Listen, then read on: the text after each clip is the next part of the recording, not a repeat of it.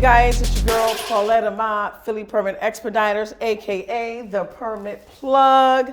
Let me tell you guys, I'm so excited for you guys to be here for our first segment of our Behind the Permits podcast. I've been totally waiting for this. I can't wait for you guys to know exactly what's behind the permits, exactly what's going on, and all the different crazy situations and everything that's going to be going on with our clients, our guests, and all kinds of other stuff that I'm sure you guys could possibly relate to. But right now, I definitely want to go ahead and introduce my guest, which is Mr. Derek Boone himself. I'm sure he doesn't need no personal introduction. Nah. Thank you so much, Derek, for being my first guest here on Behind the Permits. You know better than anybody about being behind the permits and being behind these construction projects, what it's like, Yeah. the horror stories, all the crazy stories, from the construction sites to the settlement tables. You already know that. So could you just tell them exactly who you are and tell me, a little bit some of your experiences or your stories. So first and foremost, I appreciate you for having me on here.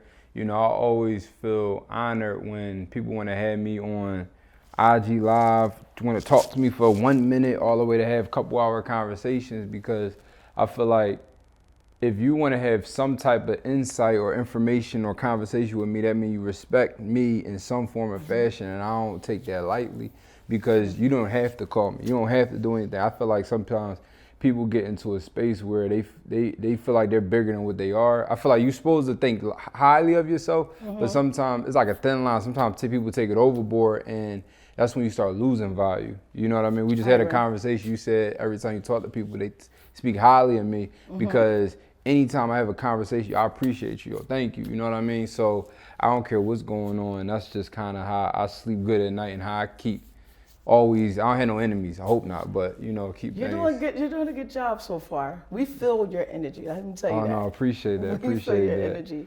But I'm definitely glad that you did this, because one, before I tapped in with you, I didn't know anything about permits, which we'll get into, and then I feel like a lot of people don't know about permits or L&I or the construction, the other part of construction, soft costs and things like that.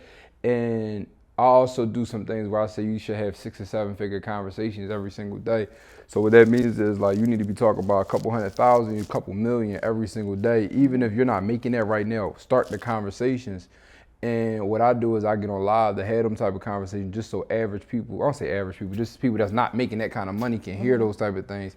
And now you're setting up a platform where people that's not getting this deep into construction or doing construction without this stuff can now hear these conversations, and it exposes people. One of my good friends always says, like, you need to be exposed so you can actually start, doing the things that you're exposed to. So I appreciate you for having this, exposing people to stuff.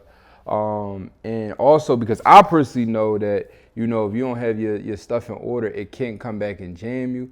Thank God I've never been in no crazy situation, just because I know how to move. But like, I know people that don't know how to move, and they be jammed up. So, which we'll get into. I got a lot of crafty things I do, so I won't get jammed up. But the stuff that I know, like, it ain't worth playing with, I call you. Can you get this permit for you? Can you get this for me? Can you get this for me? Because I know. Zoning? Yeah, what's the zone and what's this? Because I know, like, all right, I'm on a main block. Like, the cops sit across the street. This block got millions of cars already. I ain't even gonna play with this. Like, let me call you and get this stuff situated. Right. And then other stuff where I was about to get in the jam, I called you and you kind of saved the day. So before we get started, I just want to say I appreciate you for off-gram, off podcast, off stuff, like in real life. You really do this. Thank you. And you saved me, a couple times before I even need saving. So I appreciate it. You already appreciate it. Tell me some of your stories. Like, when you, have you ever purchased a building that may have needed a zoning and didn't have a zoning, and you wound up being stuck with the property? Something like that, or have that ever happened before? So one of the things is I learn from other people's mistakes. So I'm the type of guy, like, I believe in mentorship, and I believe in, not being too proud to not ask somebody for help before you need it. Like, I'm the type of person, before I get in this pool, have you ever swum in 6 feet? What you think? I'm about to book this flight to Cancun. You booked one day before. What do you think? I'll take, like, I think the biggest problem is people don't take the time to make. I'll call you about zoning before I actually do anything. Yeah. It takes 5 minutes just to double check something. It's not that you're not confident in yourself, but like if you got a contact, why not call them? Like, yo, what you think about this before I go ahead and do this? I've saved so much money and so much time because of that. I'm talking about like I can go ahead and about to buy a freaking table out of Ross. Yo, I'm about to buy this table. I'm about to go to Ross and get some furniture. You know, I know you're the design person. What you think? Oh no, go to this store. It's 50% off everything. Bet. Facts. Yeah, so that's why I don't really go into a lot of gyms because I make a phone call first. But I did have, I'm gonna tell you 2 situations. I'm gonna tell you one situation. So it was a building that we actually rented. It was a commercial building that we actually rented. And this is before I kind of got deep into the zone and stuff. I didn't know it couldn't be a legal event space. We was running an event space business out of it. Oh yeah. We was running an event space business out of it for a while, and we was doing good. We was making money. We making $10,000 to $20,000 a month every single month. You know, and we only working weekends. So and then the people doing the stuff. So it was like, yeah. It was going so good. My mom actually quit her job off it. I got the building for her, started the event space up, and then once it started rolling, she quit her job, and it just was a blessing. And then it was just one day, I guess, it was just jumping so much. You know, people they call L&I on us. And then that's when we found out that we wasn't even supposed to be doing this. I just got an old barbershop and just run it. Oh, it was an old church. I had 2 buildings. One was a barbershop, one was a church. But basically, and just renovated and then start getting busy. 2 years later, somebody calling us and like, yo, boom, boom, boom. But the problem is we had a 5-year lease. So 2 years in, we still was liable for the other 3 years. So we got out, we utilized our lawyer and we got out of the situation.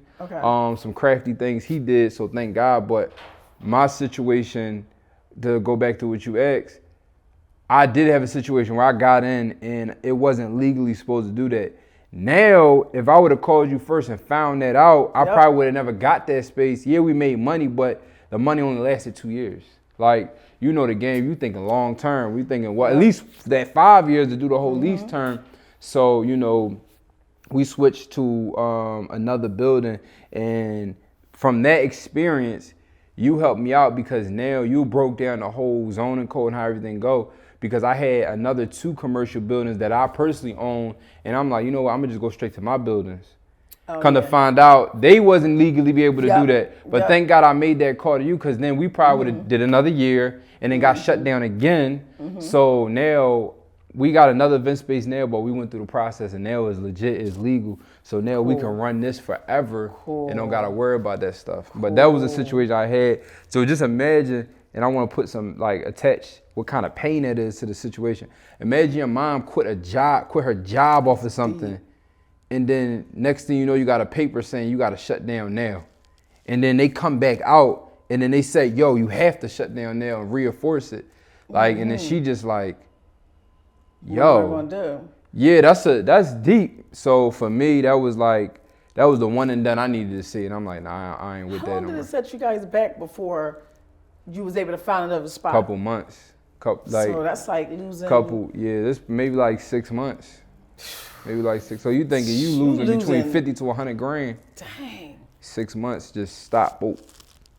Wow. Did mom ever go back to work? Or did she what I did was I actually made her a property manager. So now she handled all the properties and she got money from that. And then I was just doing different things to get her money. And then she went ahead and got another job. Well, I say got another job. Yeah, she went and worked at this job. And it's crazy because this lady been begging her to work for the company for a while. It's with the city, but she's like the head person in that department. So she's been begging her for a long time. So my mom was like, all right, I'll take it for a couple months until we get our other place going. So, and that's just having, like, you know, loved ones around you, because I set it up to where she didn't need to go back to work because I was putting different things together. But she just was like, look, I don't want to put extra pressure on you. So I didn't even know about it. One day she just called me. I'm like, where you at? She's like, at work. I'm like, work? What the hell? What do you mean? Work. She's like, yeah, you know, and she broke it down. So I didn't even argue. I'm like, all right, go ahead. But, you know, that's only a couple months because once we get the new space, you going back rolling. Yeah. That's right. Yeah. That's right. But it's nothing like doing it the right way. Yeah. Take a couple months in the beginning to have a lifetime. Yeah. Of success. It's worth it. We in here for the long haul, so it's like not doing a couple things before is just going to jam you up. I had a conversation with you where I'm like, I'm about to do event space at this place. What you think?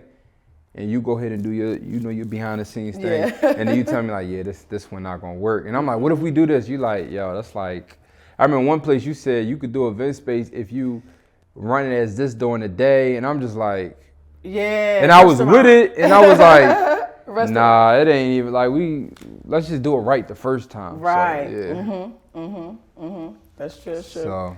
So have you ever had to fire any contractors? You ever had that orange sign put on any of your doors or anything like that? So I never, I definitely fired contractors before and pivot from contractors. One contractor I remember he was doing framing for me, and this was around pandemic, and he just was like, yo, one of my guys got COVID, and then it spread it to us. So I was like, all right, cool. So let's say the framing job was $10,000. So far I paid him $6,000, $5,000 or $6,000. Let's say $5,000. Let's just say $6,000. I paid him $6,000, so I owed him another $4,000. And he was gonna get the other $4,000 when he finished. So this was just $6,000 he just got, in quarters, And he said pandemic, all this type of stuff.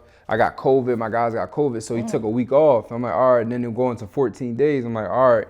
And then I called him like, yo, what's going on? Because I didn't want to get somebody I didn't want to wait 14, that's half a month. Yeah. And this is a single family house. I could do these in 60 days with my eyes closed. So think about it. You're taking a fraction of the whole process away, and the framing is in the beginning. So he 14 days in, he just like, I'm like, all right, so what's going on? He said, oh yeah, we back healthy tomorrow. Next, we like 17, 18 days in. I'm like, yo, what do you like? What's going on? What you doing?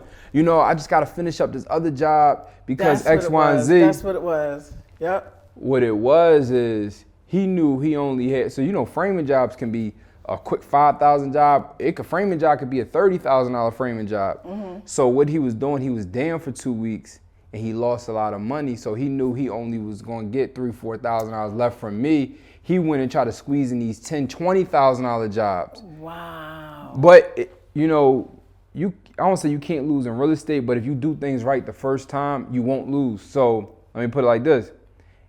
He only needed to do a day or two worth. I was going to say, he ain't had much left to do. If I tell you what he needed to do, you wouldn't even believe it. He literally had to finish framing out. He had to make a fence in the backyard, and he had to finish tying in some little bit of framing stuff, like a little bit of fencing. Listen to this. If he would have just did the extra day or two worth of work, he would have got a guaranteed 4, and then he could have just scheduled, let's say if it was a Monday, he would have been done by Tuesday. Yep. He could have started that $20,000 job Wednesday. Yep. Cool. Yeah. So obviously I cut him off, and he didn't get his remaining $4,000. But I paid another framer. It was only $1,000 worth of work to build a fence in the backyard. So you wound up basically saving $3,000. So when you do things right the first time, you never lose. So if I would have paid him all the money up front, I would have lost. But I only gave him little pieces. So at the end of the day, he helped me save $3,000 by me firing him.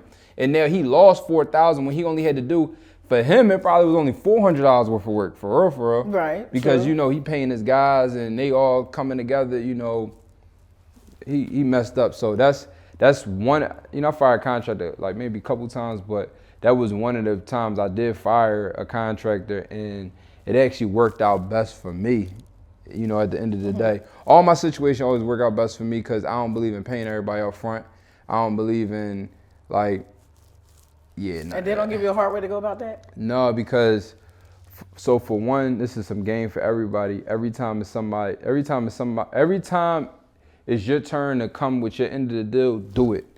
Because nobody can ever argue with you. So for example, you say, I need you to do this, it's done. It's been times, me and you on the phone, it's paid before I even hang up with you. Yeah. Or it's paid before the end of the day, or it's handled. So I don't have to stress him because his stuff is good. Right. Or if I was a referral, the person that referred, he good money. You don't have to check him. He always makes sure. I'll take money out of my pocket and pay you before I have to go ahead and scramble around for the money. So when you build up a name like that, you always good. And then also it's the gift of the gab. Like, yo, come on. Like think about it. Yo, you about to go Right. ahead and do this job. You doing a $20,000 job and the material costs $1,000. You want me to give you $10,000 up front? Like, come on. Oh, come on. Like, what we doing? Like, what we really doing? And then, bro, what we doing? So after you kind of really just talk to him, it's like, all right, man, let me just get $3,000 up front. Or what I'll go ahead and do is, this some game. What I'll go ahead and do is I'll be like, look, listen, you know I use lenders, right? They gonna give me my drawback after the money hit, after you finish done. So what I want you to do is, Just hurry up. I'm gonna give you $1,000 right now, $2,000 right now to get the process started, so you can get your little bit of material. But when you like 80% of the project, send me pictures. I'm gonna send it to the lender, and then now we can get the draw before you even done. So the money there the same day you done, and we ain't gotta wait nothing. Exactly. You break it down like that, they like, shoot, bet. Bet. They not even argue with you. You line it up. They get it done quick. I found that Because when you say a lender is sending the money, it's like, okay, my money's guaranteed. Guaranteed. When you just say like, yo, I do houses, they like, I don't know if this guy really gonna have it. But when I say, yo, my lender gonna wire it the same day you done, as long as you get it done, it's like a guarantee. It's like insurance. Like, yeah. I know you pay your copay. I know the money's gonna come in regardless. So it's all about how you word things and make people feel comfortable. I do that all the time. I pay them though. No, but you used to it now. You probably got the regular crew now though, right? Yeah. The same guys. Like, it's to the point if I don't call him in a week. Like my one guy, I ain't talked to him in a week, and he called me like, everything okay? Everything okay? Like, and I'm like, yeah, I was out of town for the last couple of days, and I had dealt with something, so I just was out of whack, out of place. He like, okay, cause usually you got work every week. Right. Yeah. You don't have to check on your projects like every other day or keep showing your face up for them to keep working for you and do their job. You don't have to do that.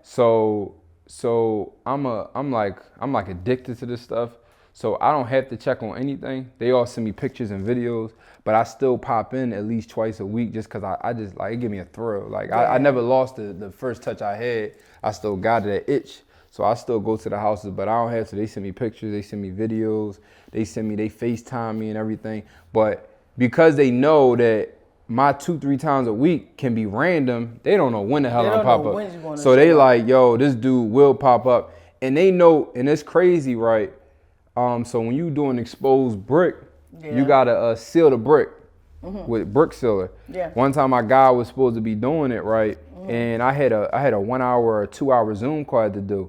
And he came late. He walked in. I was doing it because I had a Zoom call. How it really happened was, you was actually doing the work? Yeah. How it really happened was 10:50, and I'm like, shoot, I can't make it back home in time to sit at my desk and do the Zoom. Yeah. Look, I'm gonna just put the Zoom down and turn my face off, and I'm gonna just do it because I'm gonna be late trying to. So I'm gonna just do it right here. But I'm like, I'm not gonna sit in this house like this and not do doing nothing. the Zoom. So I put the thing down, and he came in like, yo, I'm sorry I was late. I said, bro, it's cool. I finished it. Don't even worry about it. So now they know, like, all right, I gotta be on point because this dude, he not afraid to get his hands dirty. I will go ahead and do. Especially when you ain't afraid to get your hands dirty. My first house, I did a lot of stuff myself. So like, I don't believe in hiring somebody to do something you don't know how to do. Like obviously, unless we talking about foundation. Like no, I agree. Like I agree. If I'm building new construction, I don't know how to do the foundation my daggone self. But I know the idea of it. But physically, I don't do that. But they know like this dude will literally install lights, frame a house. He'll put up sheetrock. He'll do it if it come down to. So what that does is it keeps them on point.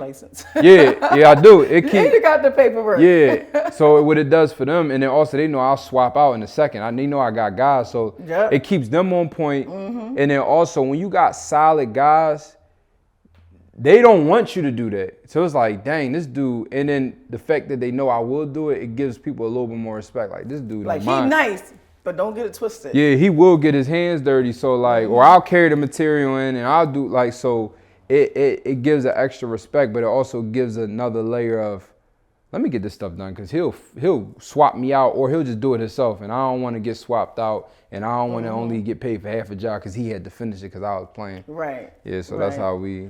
Right. Yeah. So that's crazy. That's crazy. Have you ever done any, what do you think about partnerships in real estate? I think it's key. I think that's one of my downfalls somewhat.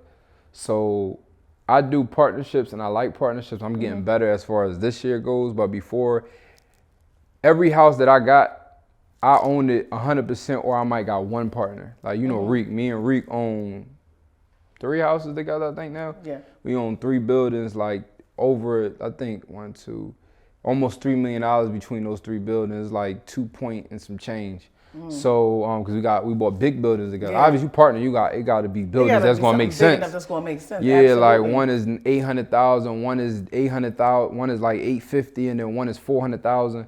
So all multifamilies, commercial mixed use buildings. So it's like I'll partner with him because like partnership is like a marriage. Like I'm talking about, me and him was just joking about this other day. He sent me, yo, bro, I need you to sign this. I signed it, I don't even read it. Like not saying do that, but me and him got a relationship. Like, bro, I've been there in some of y'all stuff. Yeah, yo, just sign it. Like, and I'm like, all right. Yo, how much is his fee? Yo, you gonna call? No, it's $2,000. I'ma just pay it. I'll deal with him later. It's that type of. So, because of that relationship we had, I didn't do a lot of partnerships unless it was him. So either I own my house as myself, or it's with him. I wasn't doing any partnerships. So now I'm getting better. I actually did 3 partnerships this year. With 2 other individuals, 2 houses with one guy and 1 house with another guy. It actually was my mentees. So I taught them the game and everything, and then I just sent them a deal. It was like, yo, you want to buy it? And it ended up turning around, we partner up and doing them together. So it was actually cool doing it like that. I know Reek is big on partnership, but I was just so like, I'm going to just do this myself, or I'm going to do it with you. That's it. Like a brother thing. I'm going to do it with my brother. I ain't going to do it with nobody else. But I think it's key. I think getting into these bigger, back then I wasn't doing as much real estate. I was doing more sales versus buying. Right. So because you're a realtor. I was right? a realtor. Working as a realtor. And then wholesaling. So I didn't need to partner as much because I'm just doing it. I'm making money just middleman or selling houses. Right. And then when y'all started buying houses, you buying $100,000 houses, $200,000 houses, $50,000. You don't need a partner for something like that. No, you don't. But when you get into houses, it's like I said, 800,000, 900,000, 500,000, 600,000, and you doing 2 of them a month, 3 of them a month. You like, all right, these damn payments, 50 grand, 80 grand, 40 grand. You just drop 100 grand last month. You drop 50 grand next month. 3rd month, you like, all right, like I need to partner up with somebody on some of this stuff, or I'm gonna have to stop. So does it make sense to stop or just ask for help? It makes sense to ask for help. Makes more sense to ask for help. So that's when I started getting into like, all right, let's partner up on this type of stuff. And then it makes sense because now but one thing I do, which I gotta get better at, I partner with a lot of people that like started with me, or maybe I was at their point. I don't partner a lot with people that's like on a whole nother level. It's not that I'm against it, but I see how that helped me out. So I'm just bringing it back. Right. Somebody like Reek was a little higher than me when I first got started, and he brought the rope down to help me out. So now I'm on, I don't say only, but I'm more 90% trying to partner with people I can bring the rope down and bring them up. Because it's easy to go to the big dogs and just partner with them, but there's still a lot of people that, if I started from that, it's again. Come back around, because the little ones can actually wind up with some big deals. Case in point. Don't sleep on it. But it's like if somebody helped you out getting started and you don't do that, it's like that don't make sense. Like you basically reneging on your whole starting point by not. That's like, for example, kids say, "Yo, my parents they help me out with nothing," but you got help. Like, what are you doing? So I'm going back to give back and try to bring people in. Listen, that's what it's all about, especially if we can. And my industry is a little bit different. It's like, no, you got that. I don't want to do permits. You got that. I'll just pay you. But I have another question for you. Okay, so let's tell everybody about the story when we were trying to figure out what this building that you purchased. Remember the building before you bought it? It was this big commercial building. What is it, like 3,000? It's 12,000 square feet. 12,000 square feet, right? That was the one. The other one is 3,000 some change. 3,000 square feet. The one I think you're talking about is 12,000 square feet. The one we was thinking about, the one you was on your way with the check to the seller, and that's when I called you and told you I was down at the city, and I said, Boone, what do you want to do? Are you sure? Like exactly what you want to do? Are you sure you want to turn this into a event space? Gym? Oh, it's 12,000 square feet. Yeah, it's 12,000 square feet. 12,000 square feet. And he was like, I can't. You couldn't turn it into what you wanted to turn it into, and you was like, "What am I going to do with it?" Right? You said I can do a gym. And then I'm like, "Well, you can do a gym." And you was like, "Let me think about it." And then just so happened we talked. Maybe a week go by. I call you up while I'm at the counter and say, "Look, you want to be a gym?" He was like, "I can make this happen right now." I was like, "Bet." I said, "Run it." I said, I could do it right now. You was like, "Right now?" I'm like, "Right now, right now." You know, so I didn't bother. So I'm not going to say, "All right, send me this money." I was like, "No, right now. We're going to do it right now at this bet. moment." And then you said, "Bet, make it happen." Yeah. And then you was like, "Yo, you know, for real though, I'm actually on my way right now with the check to give to the seller." Yeah.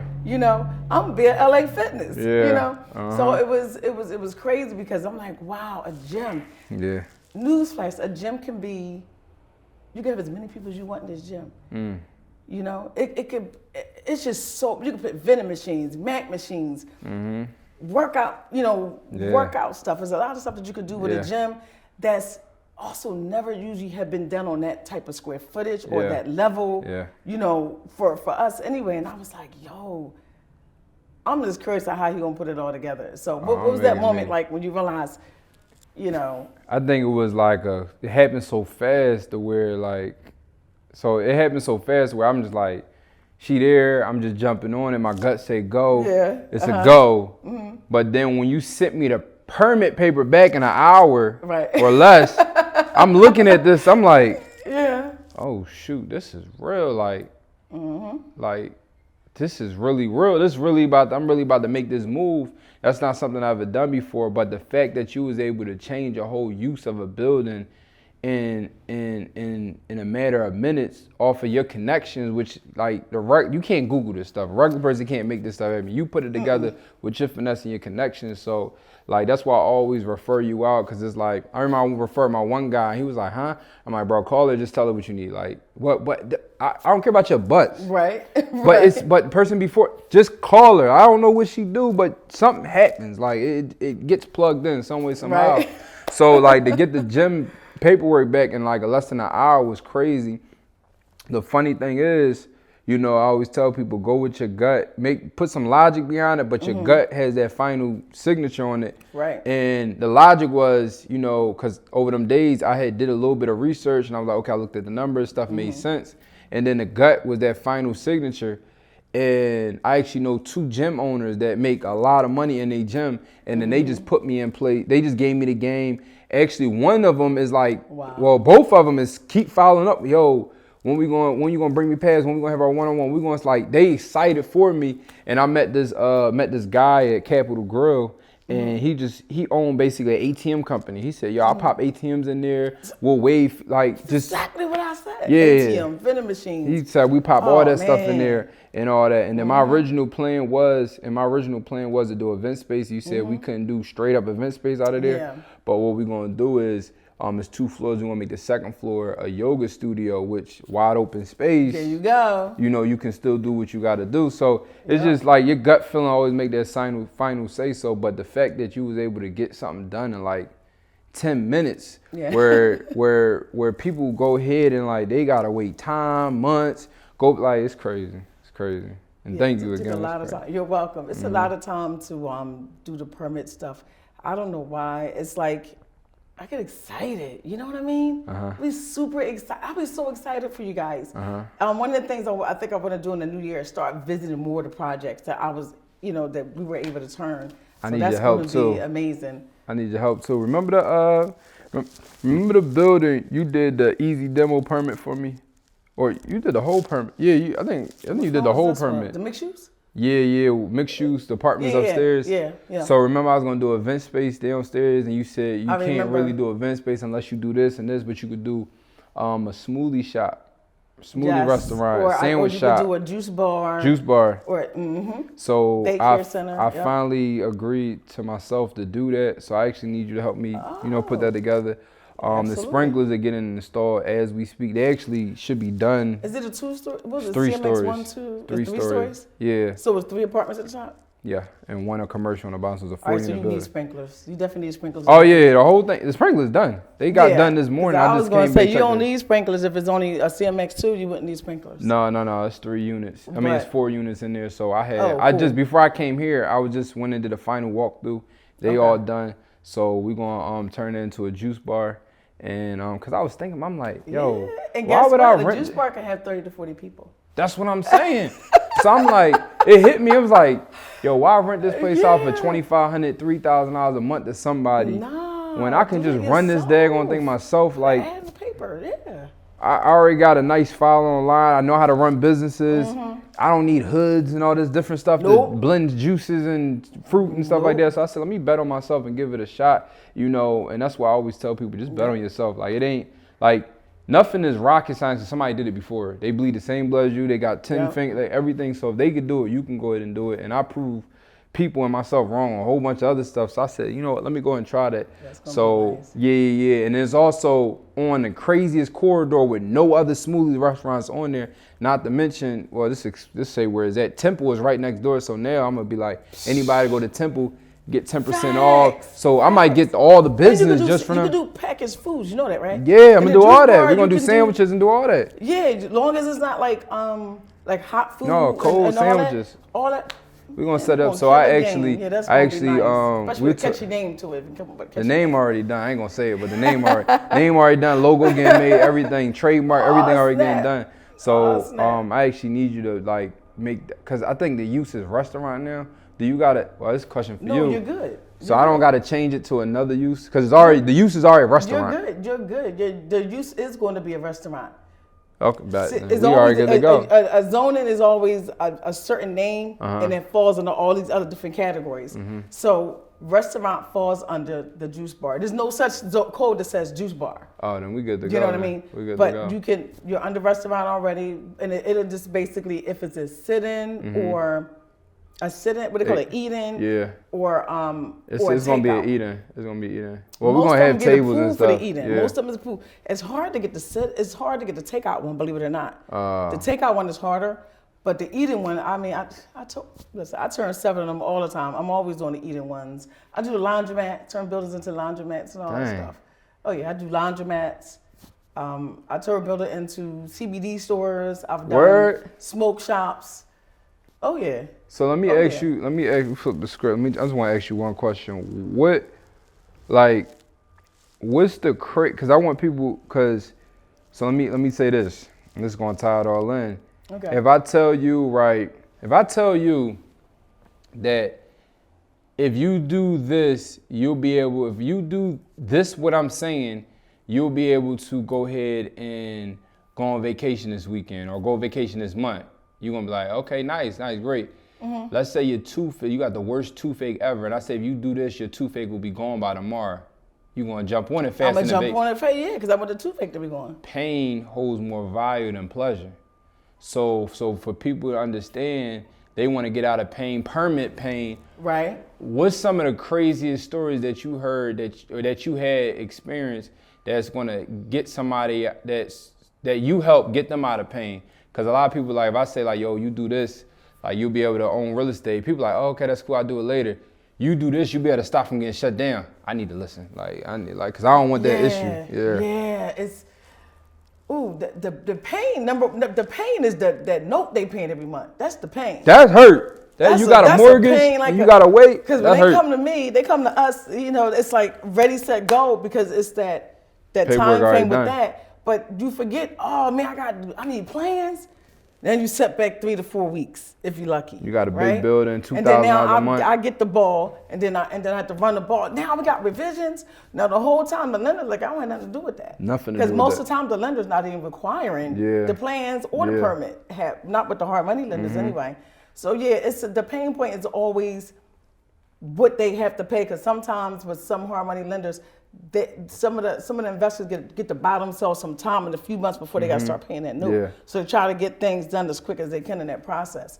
So I would say the pain of that note and me trying to hurry up because I know that's a pressure on them, and then getting the space. But a lot of times, and it's pain again because once you get the space, now you have to CO it. You got to do a certificate of occupancy because the use just give you the use to have the building right, and turn it into what you want.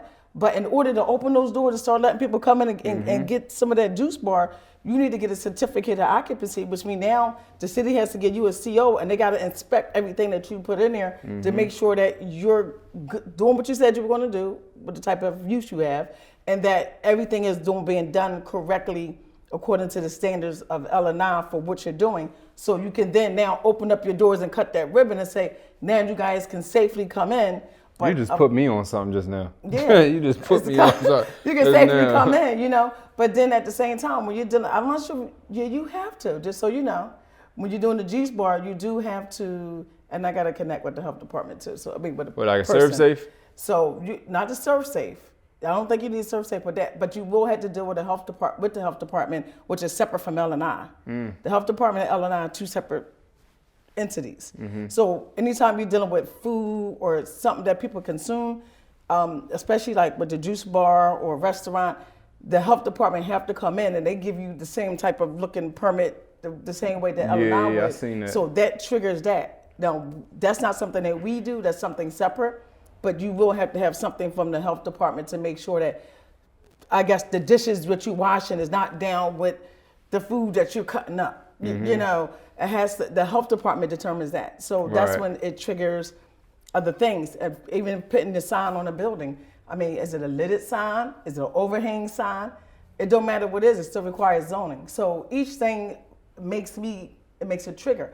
I have a client who has, 16,000 square feet, and I turned her building into 3 uses. I turned her into a daycare center, child care center on one side, an event space in the back, and on the other side, I turned her into an adult daycare. Dang. She didn't even realize it was going to happen, but she didn't realize that event based space, on adult daycare. So She's imagine selling one dope, huge doing hair all out the same house. 1,000 square foot building, and literally she had so much space, but when you walk into the building, it was a door that led to this huge space over here, another huge space over there. So you can have up to so many uses. How you think a shopping mall is? It's not one big square box. Well, every single person has a different UO. Yeah. It's the same thing like you go to the mall. Yeah. That one has a CO and a UO. That one has a CO and a UO. That one. So it's the same thing when you go into a big warehouse space. By right, you could be an event space in a warehouse space. So straight to the back, that open space is her event space. Only thing I have to do now that I created the uses, bring the architect in to square it off what size, what's going to be. And then I'll do a CO for each one, but each one get their own individual CO. Right. So, people forget about that part of it. But like any job, you want to hire people to know what they're doing. Yeah. Like you love what you say. I still love what I do, even though I'm not there all the time. And I definitely love what I do, man. It's a pain in my ass sometimes. I get cussed out every other week, but I can't help it. You know what I mean? I like helping people. I feel like what you got going on is good because, I feel like you had the same feeling. I don't know, but I feel like you had the same feeling I had when I was doing the realtor stuff.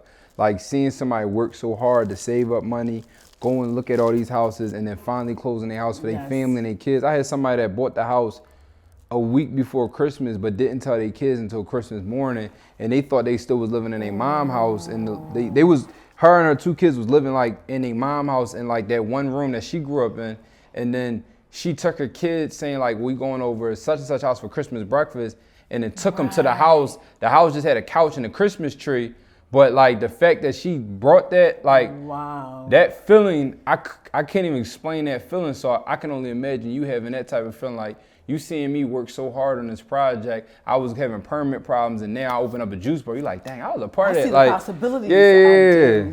So I think that's dope. The possibilities is crazy because it just comes to me. It's weird. That's when I knew what a calling was or purpose was.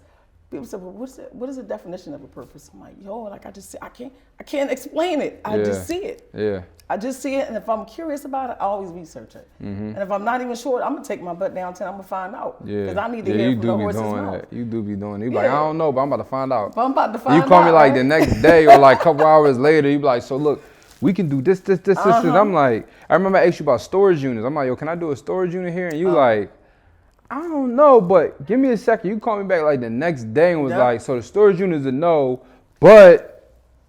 Yeah, you always want to have possibilities for people. I hate to be the bearer of bad news, But I always like to have some good news too, if the person is up to it. Everybody's situation is different.